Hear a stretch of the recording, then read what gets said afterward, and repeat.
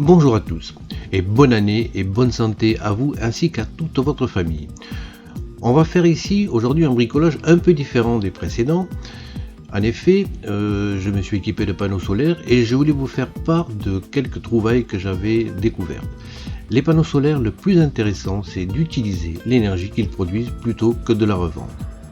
Il faut bien sûr des panneaux solaires, mais également un disjoncteur spécifique pour ceci, un boîtier de sécurité aux normes NF et une passerelle qui vous permet de voir la production, la consommation et la réinjection. Alors en parlant de réinjection, je me suis équipé d'un boîtier qui est fantastique.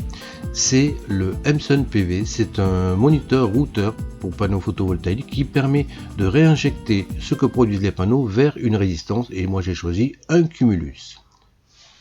Vous trouverez toutes les caractéristiques de ce routeur sur le site Arttech. C'est un boîtier que l'on peut programmer, il a un microserveur web intégré depuis votre ordinateur, vous pouvez le consulter sur votre téléphone. Il a énormément de possibilités et il est vendu 120 € par Patrick qui dirige le site Arttech. Par contre, il a deux mains, donc si vous en commandez un, ne soyez pas trop pressé.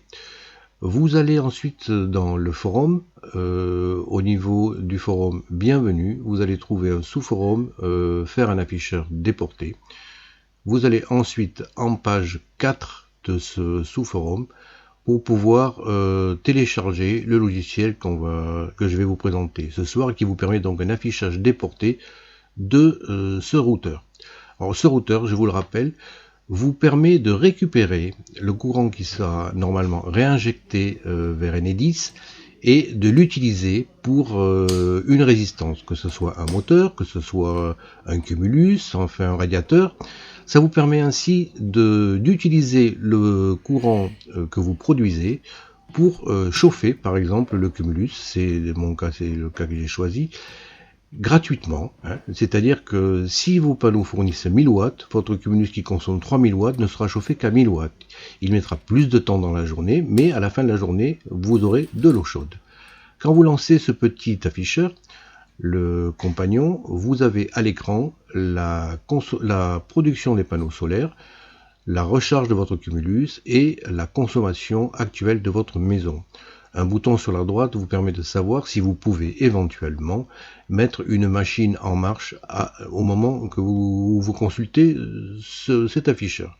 Vous avez également les cumuls de la journée qui s'affichent instantanément et au bout d'un moment vous revenez à l'affichage normal. Donc vous avez par exemple la page d'accueil avec la connexion en cours. Ensuite ici vous avez le courant de nuit, bon, vous voyez que les panneaux sont hors service. Là ici il y a le chauffage qui s'est mis en marche.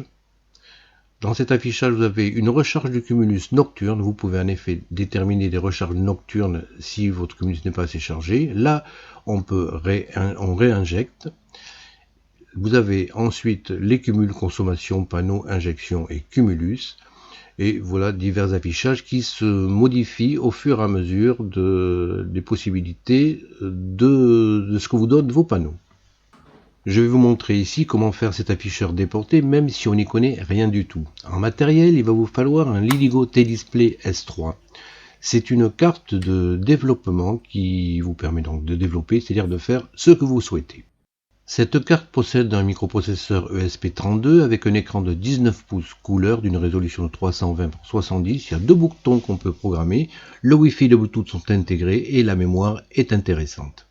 L'alimentation de ce boîtier se fait par une prise USB-C sur le côté, mais vous avez également la possibilité de brancher une batterie sur cette micro-prise. Il faudra qu'elle soit en 5 volts. La prise d'antenne peut également être augmentée. Et vous avez également une micro-prise ici qui possède le neutre, le positif et deux ports programmables. Cette carte présente également deux boutons physiques que vous pouvez programmer et elle est livrée soit avec les cosses soudées ou dessoudées. Pour le montage qui nous intéresse, on va choisir plutôt le modèle avec sans les cosses. À noter que vous pouvez tout à fait les mettre ensuite par la suite et souder celles-ci. Ça vous permet de faire des tests sur des breadboards comme vous voyez derrière pour faire divers montages avant qu'ils soient finalisés. Également, un petit fil, c'est le petit fil de la connexion d'une batterie externe qui vient trouver sa place donc sur la petite cosse dédiée. Alors cette carte, vous voyez, est assez complète, elle est puissante et vous permet de réaliser un petit peu tout ce que vous souhaitez. Il va falloir bien sûr la mettre dans un boîtier. Alors je vous prends ici le boîtier, ça c'est pas la version que je vous propose dans le dossier Thingiverse, qui a des évents pour permettre une meilleure communication avec le Wi-Fi.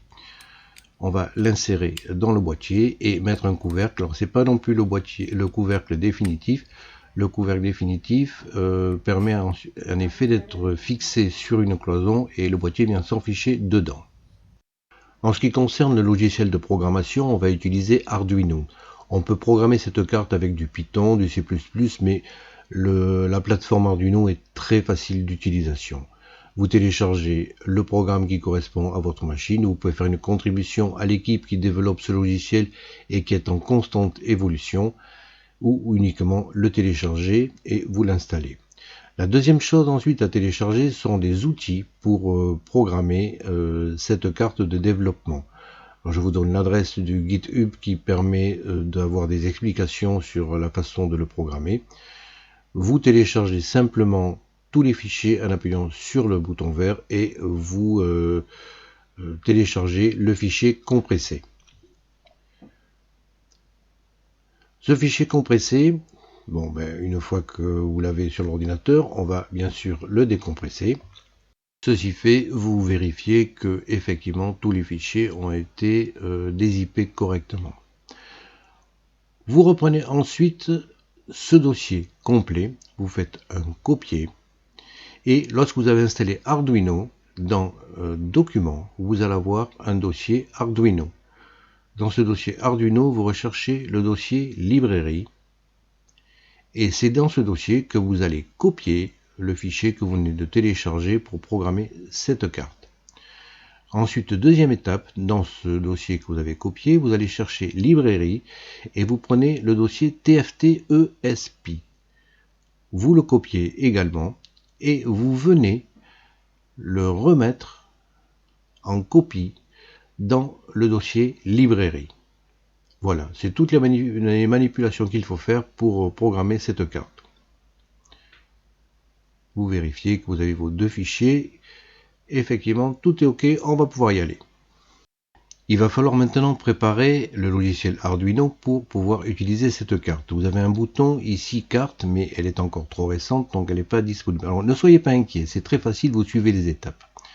Vous allez dans Préférences, et sous cette icône, il va falloir mettre cette ligne. Alors, cette ligne, pour la retrouver, dans le GitHub, vous avez, dans la description, il mentionne cette ligne, il vous suffit de la copier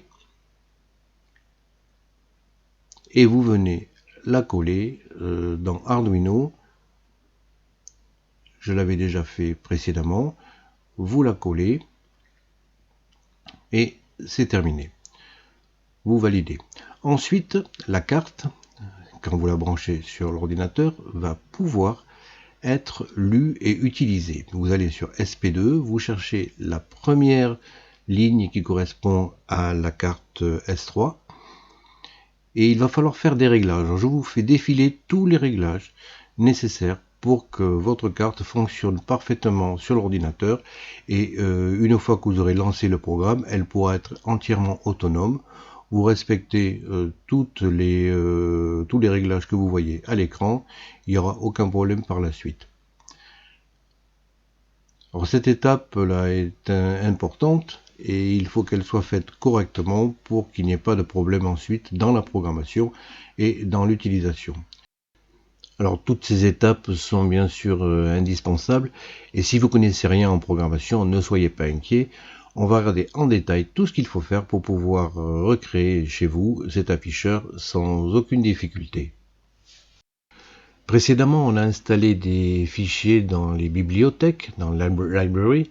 Vous allez maintenant rechercher ici, vous tapez TFT et on va installer le logiciel qui va permettre de communiquer avec l'écran qui est situé sur la carte de développement. C'est cette bibliothèque faite par Botmer. Il vous suffit de cliquer sur Installer.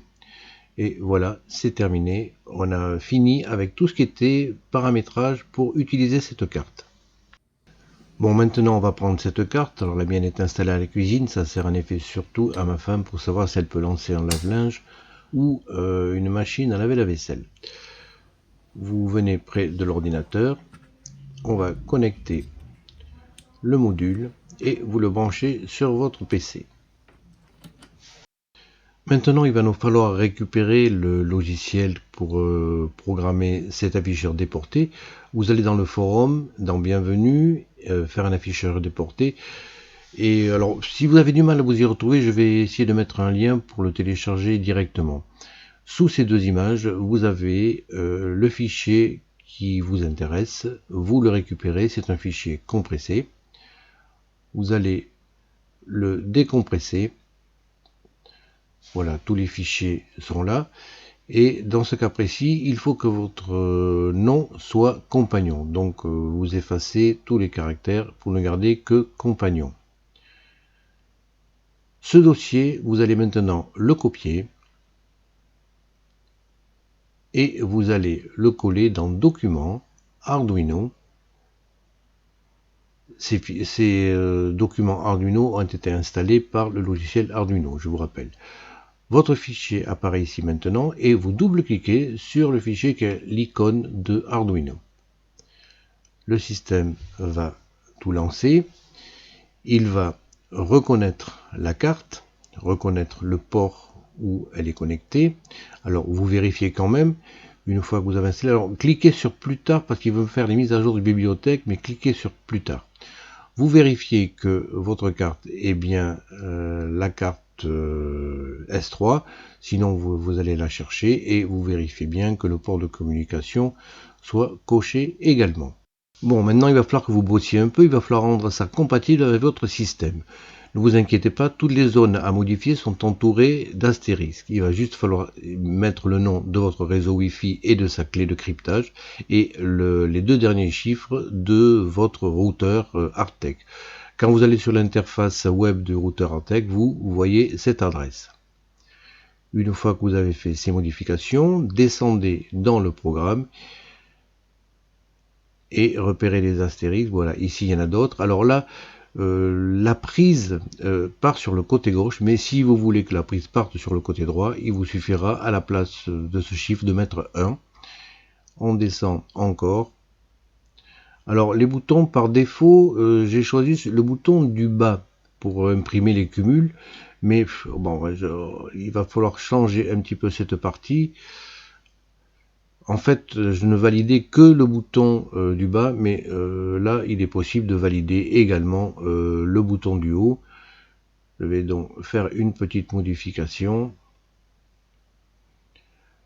Si vous ne souhaitez pas faire ça, par défaut, vous avez Digital Read 14 et il faudra mettre à la place du 14 le 0 lorsque vous avez mis la prise du côté droit sur votre afficheur. Voilà, mais en mettant ceci, vous faites attention aux parenthèses, mettez les bons chiffres.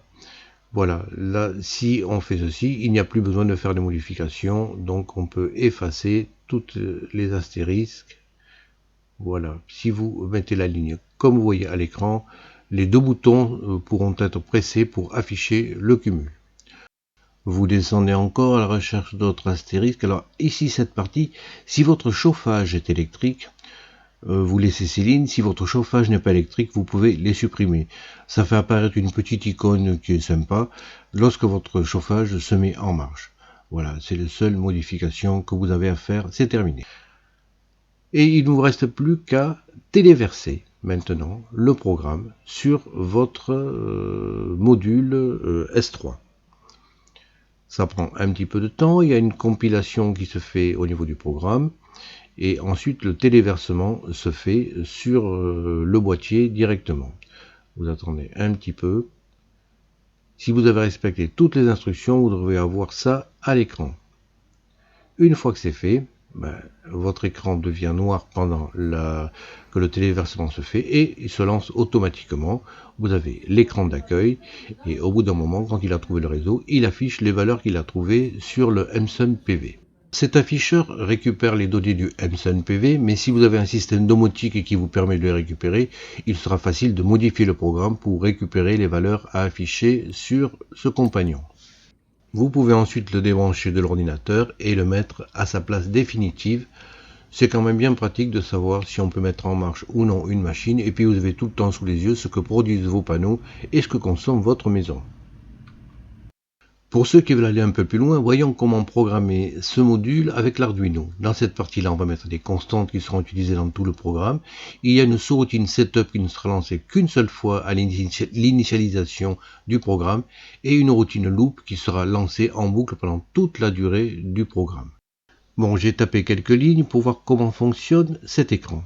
La première ligne correspond à l'inclusion de la bibliothèque pour le gérer, et ensuite il va falloir déclarer un écran LCD, et intervient la notion de sprite. Sprite, ce sont le nom des dessins que vous mettez sur votre écran. Celui-là, je l'appelais sprite. C'est l'initialisation. Dans la routine void, on va initialiser l'écran, mettre son orientation à 3. L'orientation à 3 correspond à la prise à gauche, mais vous pouvez mettre 1, 2, 3, 4, ça écrira verticalement, horizontalement, etc. Puis, vous allez créer un dessin, un sprite, create sprite de 320 par 170 qui va faire donc tout l'écran. On va le remplir en noir et on va sur cette partie-là dessiner un rectangle avec les bords arrondis, le rectangle X, Y, sa largeur, sa hauteur, et le dernier chiffre correspond à l'angle que vous voulez faire dans les coins. Vous allez ensuite mettre la couleur que vous voulez. Alors, on peut mettre ce qu'on veut. Si vous tapez TFT, le système vous propose par défaut des couleurs, mais vous avez beaucoup de couleurs qui ne sont pas dans la liste actuellement. On va le laisser en blanc. Une fois que tous vos dessins sont faits, il va falloir faire sprite push sprite pour valider votre dessin. Voilà ce que ça donne. Vous avez l'écran noir et avec un rectangle qui fait tout le tour de l'écran, et il est en blanc. On va maintenant faire un petit rectangle. On se met après cette ligne et on va taper la ligne pour faire un écran et un cercle.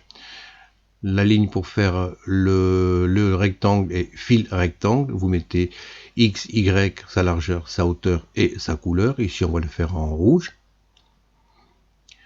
Et pour faire le cercle, l'ordre c'est fill circle. Vous mettez X, Y, sa position, ainsi que son diamètre et sa couleur. On va le faire en bleu. On envoie ça sur la machine. Et vous avez maintenant un rectangle blanc autour, un rectangle rouge plus petit et un cercle bleu. Là, ce sont les dessins de base que l'on peut faire avec ces ordres à donner sur Arduino. On va rajouter quelques lignes et dessiner d'autres cercles. On va faire des cercles en bleu et en sky blue qui vont être juste à côté du premier. Deux cercles en sky blue. Et enfin, on va faire draw circle. Là, ça va vous faire des cercles, mais uniquement le dessin périphérique. On va en faire un jaune et on va faire un cyan. Voilà ce que ça donne. Alors vous voyez qu'il y a une notion quand même d'écrasement, c'est-à-dire que le premier sprite qui est dessiné, si vous en dessinez un autre dessus, il vient se positionner au-dessus. On va voir ça tout de suite. Dans les couleurs que vous avez un énorme choix, mais on peut être amené à définir soi-même sa couleur. Alors pour définir sa couleur soi-même, vous rajoutez dans la partie avant les routines, Define, et on va mettre une couleur qu'on va appeler couleur 1. Pour dessiner les couleurs que vous souhaitez, il va falloir vous rendre sur ce site. Vous cliquez sur l'icône de couleur et vous choisissez la couleur que vous souhaitez. Alors je vais prendre un truc un petit peu dans les violets, ça par exemple. Quand vous validez, vous avez le code de la couleur qui apparaît ici. Vous le copiez et vous venez le mettre dans Arduino après couleur 1. La couleur 1 maintenant est indiquée. On va remplacer le TFT cyan par Sky Blue par la couleur qu'on vient de définir, qui va s'appeler donc couleur 1. Et on va relancer le programme. Vous allez voir que le système va dessiner un cercle violet qui sera entre le bleu foncé et le bleu clair. Si vous voulez qu'il soit au-dessus, eh ben, il faudra mettre la ligne sous le cercle bleu clair. Maintenant, l'affichage de texte. Alors, l'affichage de texte, on va tout d'abord définir sa couleur. Hein. C'est-à-dire qu'on fait text color, ça sera une écriture blanche sur un fond noir. Ensuite intervient une notion de texte datum qui est optionnelle mais qui est bien pratique. Ça vous permet de définir, quand vous mettez à 4, que votre position de texte soit centrée sur le rectangle de votre texte, si vous voulez. Ça vous permet de positionner plus facilement. Et enfin, il suffit de faire drawstring en mettant la chaîne que vous voulez imprimer, sa position XY et sa taille. Voilà, c'est assez facile pour le texte.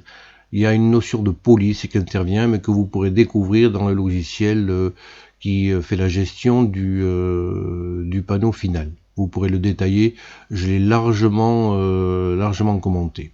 Et vous voyez que test apparaît par-dessus les deux cercles parce qu'il a été défini après. Alors faites attention au positionnement des sprites et vous pouvez faire un petit peu tout ce que vous voulez. Je vais vous montrer un exemple d'affichage de graphiques complexes.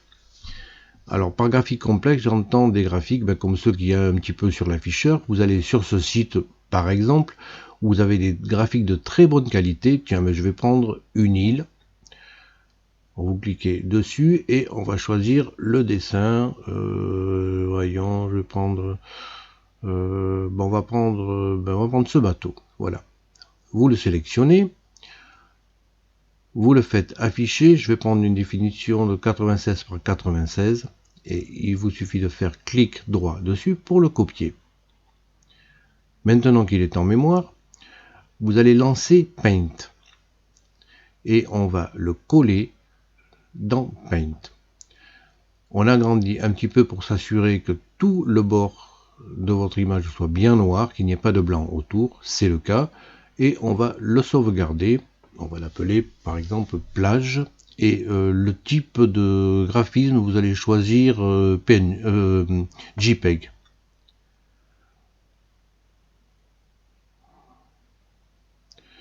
Voilà, on a sauvegardé notre dessin. Maintenant, il va falloir le traiter pour qu'il soit exploitable. On va lancer un autre site. Je vous mets l'adresse, mais vous l'avez également en description. Il ne reste plus qu'à charger le fichier sur le site. La sauvegarde va se faire au format .c. On a un aperçu ensuite de l'image obtenue et il ne vous reste plus qu'à la sauvegarder. Le fichier sauvegardé, vous cliquez dessus pour l'ouvrir et on va l'ouvrir avec le bloc-notes. Vous sélectionnez tout ce qui est contenu dans le bloc-notes et vous faites un copier du fichier qui a été créé. Maintenant, on va l'incorporer dans Arduino. Alors pour ça, on va créer un nouvel onglet. Pour créer un nouvel onglet, vous allez sur les trois petits points à droite, vous faites un nouvel onglet et on va l'appeler dessin.h. Maintenant, vous collez ce que vous avez dans le presse-papier dans cet onglet et vous vérifiez que effectivement le dessin s'appelle plage et que la dimension fasse bien 96 par 96. On va maintenant indiquer au programme qu'il va falloir utiliser cet onglet et pour ce faire vous tapez dièse include et le nom de cet onglet pour que le programme puisse utiliser tout le dessin qui a été réalisé. Maintenant, pour l'utiliser dans la programmation, il va falloir créer un nouveau sprite. On va faire la copie du sprite de tout l'écran et on va rajouter ici un sprite qu'on va appeler par exemple dessin plage. Là, le sprite est initialisé. L'initialisation réalisée va maintenant dans la fonction void. Il va falloir le déclarer et on va donc le créer. Comme on a fait précédemment pour créer le sprite qui fait tout l'écran, on va maintenant créer un sprite qu'on va appeler dessin image et qui va contenir les dimensions exactes de l'image. Il va falloir maintenant indiquer au système quelle partie de l'image on veut utiliser et pour ça on va utiliser push image en indiquant le point de départ et les points finaux. Vous avez également la référence à l'image qui va être utilisée et c'est celle qu'on a sauvegardée dans le deuxième onglet. On utilise toute la dimension de l'image de 0 à 96, que ce soit en X ou en Y. Enfin, dernière opération, on va indiquer au système où positionner cette image en faisant Push Sprite. Pour simplifier, on va faire Push to Sprite, c'est qu'on va dessiner sur l'écran où il y a les ronds, les cercles, etc. en mettant sa référence après ampersand. Vous le positionnez en X et en Y, et ici il y a TFT Black. C'est une possibilité, c'est une couleur qui sera transparente. Vous avez la possibilité de rendre une partie de l'image transparente, enfin une couleur de l'image transparente, et ici on va choisir le noir. Bon, on utilise bien le fichier image qu'on a créé.